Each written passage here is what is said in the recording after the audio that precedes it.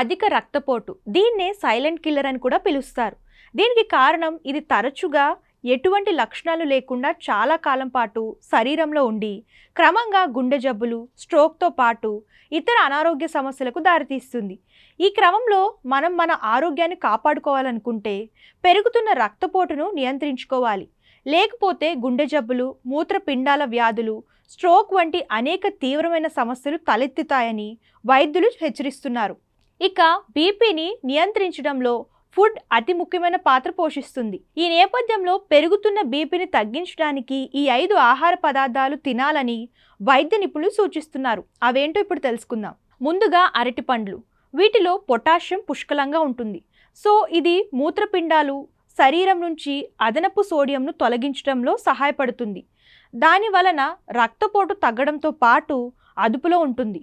తరువాత dark chocolate. ఇందులో magnesium, ఫ్లేవనాయిడ్లు పుష్కలంగా ఉంటాయి. ఇవి నైట్రిక్ ఆక్సైడ్ ఉత్పత్తిని పెంచడం వల్ల బీపీని తగ్గిస్తాయి. ఇది సిరలను విస్తరించేలా చేయడంతో పాటు రక్త ప్రసరణను మెరుగుపరిచేందుకు దోహదపడుతుంది. ఈ క్రమంలోనే అతి తక్కువ పరిమాణంలో అధిక నాణ్యత గల డార్క్ చాక్లెట్ కూడా బీపీని తగ్గిస్తుందని నిపుణులు చెప్తున్నారు. బీట్రూట్. ఇందులో ఉండే సేంద్రియ నైట్రేట్లు రక్తపోటును మెరుగుపరుస్తాయి. వీటిని శరీరం నైట్రిక్ ఆక్సైడ్గా మారుస్తుంది. బీట్రూట్ రసం క్రమం తప్పకుండా తీసుకోవడం వలన రక్తపోటు తగ్గుతుందని పరిశోధనలో తేలింది. ఇది గుండె ఆరోగ్యాన్ని కాపాడడంలో కీలక పాత్ర పోషిస్తుందని వైద్యులు చెబుతున్నారు.